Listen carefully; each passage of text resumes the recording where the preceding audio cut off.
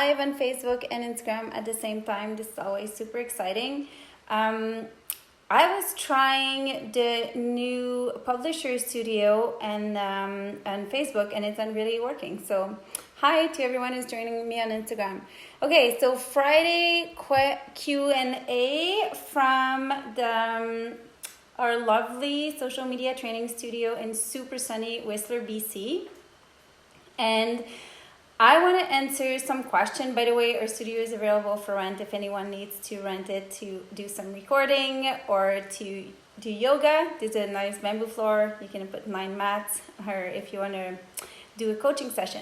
But the topics of the day. Heather and I did a really good boot camp at the Whistler Chamber of Commerce last week. There was lots of questions. It was a really busy event. It was sold out. It was really great. And some of the questions that came coming up that I thought I would answer today is in regards to Facebook and in regards to Hootsuite, scheduling, privacy. I'm just going through some people here, just one sec.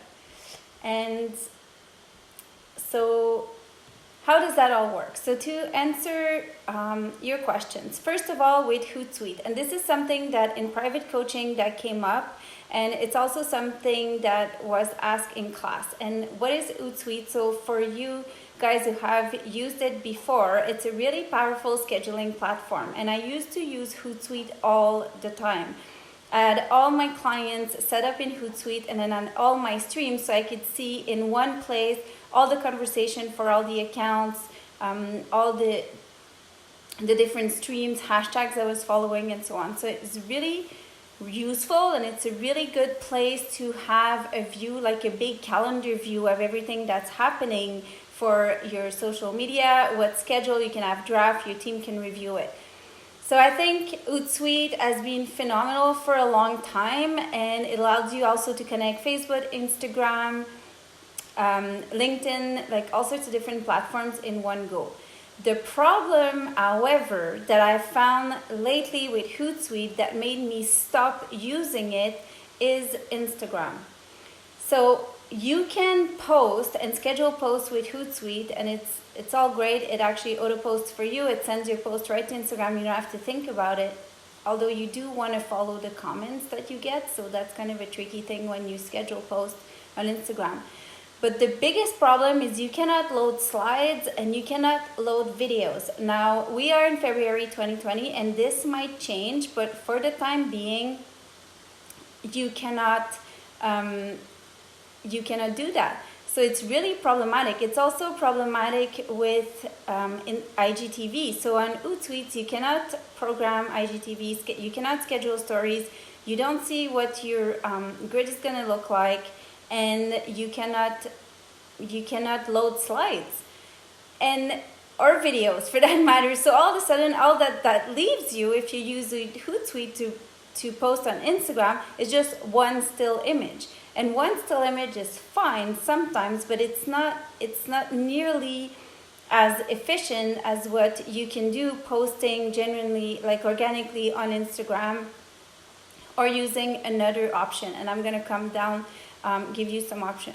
So I want you guys to be aware of what you're losing by using Hootsuite these days. And it's really sad. I hope they're gonna fix that. Another thing that happens is that if you schedule Hootsuite posts for Facebook, you don't have any of the super options you have if you are posting organically on Facebook, or scheduling for that matter on Facebook.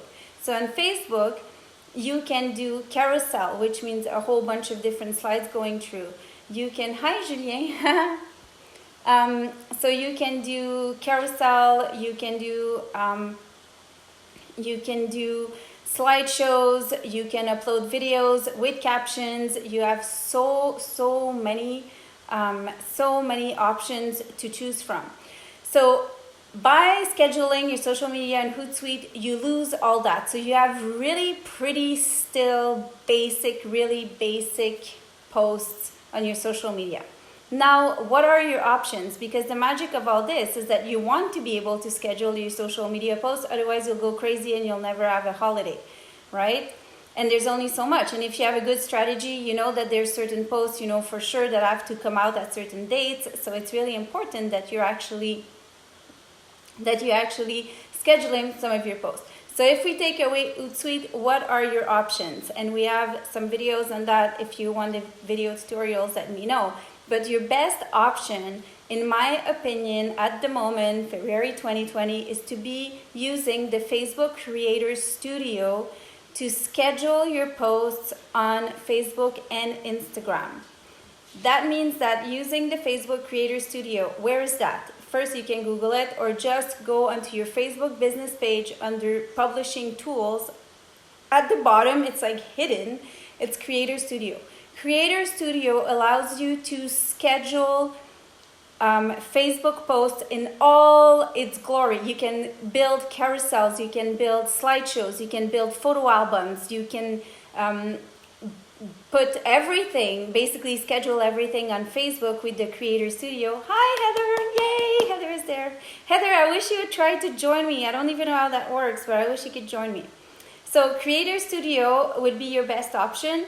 Also, Creator Studio allows you to create drafts so you can review them, and it allows you to schedule posts on IGTV and on Instagram, which is amazing. So in Creator Studio, you can toggle back and forth to Facebook and Instagram, and on Instagram, in desktop, you can go to Facebook Creator Studio and you can schedule on your Instagram feed a still image, a 60-second video, slides, and IGTV, which means more than 60-second videos with a preview on your feed. So this is all pretty kind of advanced stuff, but keep in mind that another option for scheduling your posts is Creator Studio as opposed to Hootsuite, and you can add several accounts, so you're not stuck to one account. If you manage more than one in Creator Studio, like in Hootsuite, you can have all your accounts in one place on desktop.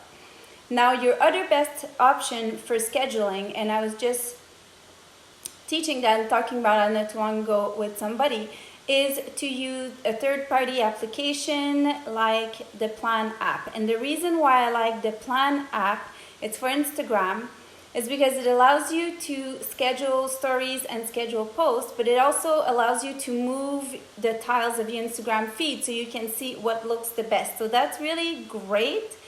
And if you want to present on Facebook but you're not super too into it, you can organize all your Instagram feed and scheduling to the Plan app, and then once it posts to Instagram, you can always share on Facebook. So that's a way to go around it. There's a way to share it the good way, and I have a video on that I'll include in the link below. By the way, if you have any question, this is a live show, so feel free to join in. Feel free to type in your questions if you have any questions for this live Q&A. So to wrap this up, Hootsuite used to be amazing. It is not as much because you're losing too much in terms of the quality and the different type of posts you can create with Facebook and Instagram. So maybe try to adjust your strategy until they up their game.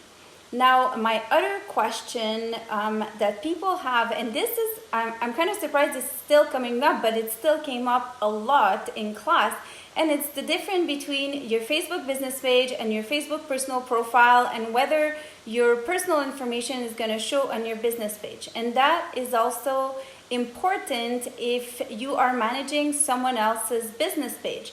So a lot of people are still really worried, like, what if I'm a manager of someone's page? Do they have access to my personal information? And is there anything that I post on my personal page going to end up on the business page? So this is how it works, people, and I promise you, there is nothing ever that you will post on your Facebook personal page that will show up on your business account unless you decide to post it. That's it. When you manage someone else's business page, they add you on as either an administrator with superpowers or an editor where you can post on their page, or an advertiser. But you only need your personal account on Facebook in order to have an entity to act for a business. So basically, Facebook wants you to be a real person to be able to do business and to have a business or interact with a business. So when you create a Facebook business page, you need a personal Facebook account, but it doesn't link it in any way. You just have to make sure. For everyone that's joining, we're talking about Facebook and Instagram and personal profile and business profile. So make sure that you have an optimized Facebook business page, and that's it. And that the people that you add to your business page, do not give them your personal login and password. If you add anyone to your Facebook business page, make sure you add them in the page roles. So I'll add that video tutorial below. So that kind of wraps up Hootsuite, personal and business. Hootsuite, we're not too sure about it anymore. I recommend using the Creator Studio or a third-party application if you're focusing only on Instagram. For personal and business pages on Facebook, you need to have a personal account to have a Facebook business page. However, your personal life will stay hidden from your business page. Now, a note on that. A lot of people say that's not true because when I go on my business page, when I go on my personal account, I see the post from my business page. How does that happen? And the reason for that is that often you like your own business page, so by default you'll see that content in your personal newsfeed. Because if you see the content of businesses you like, right? So if you like yourself, you'll see your content, but it doesn't go the other way around. Your personal stuff will not show on business. Finally, the last thing I wanted to cover, and this is like a shout out for someone in Whistler, but video thumbnails. If you have any question, by the way, just pop them up, but video thumbnails. So this is how it works. When you put a video online, wherever it is, hello everyone on Instagram.